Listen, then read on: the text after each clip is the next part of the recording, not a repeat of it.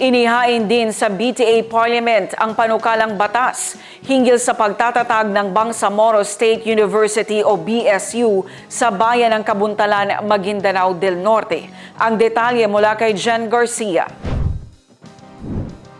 Inihain rin ni BTA Deputy Speaker Bainta ng Patuan ang Parliament Bill No. 359 o ang Bangsamoro State University Act of 2025. Layo nito na magkaroon ng aims sa accessible at affordable tertiary education, lalo na sa mga marginalized at disadvantaged communities sa buong rehiyon.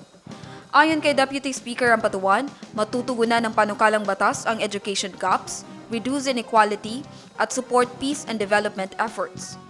Sa ibinahaging explanatory note ng proposed bill, patuloy na nakakapagtala ang BARM ng lowest education indicators sa bansa.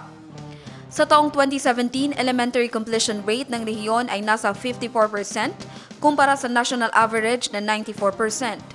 Sa datos na tinukoy sa proposed measure, sa 10 mga bata na nagsimulang mag-aral sa primary education sa BARMM, isa lamang nakakapagpatuloy at nakapagtapos ng junior high school.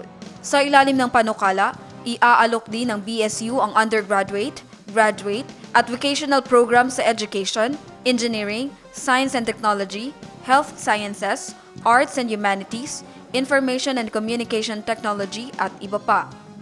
Ang Minister ng Basic, Higher and Technical Education ang magsisilbing Chair Board of Regents na mangangasiwa sa proposed university.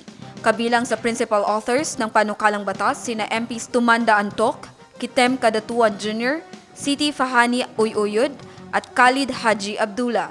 Geneza Garcia, iMinds, Philippines.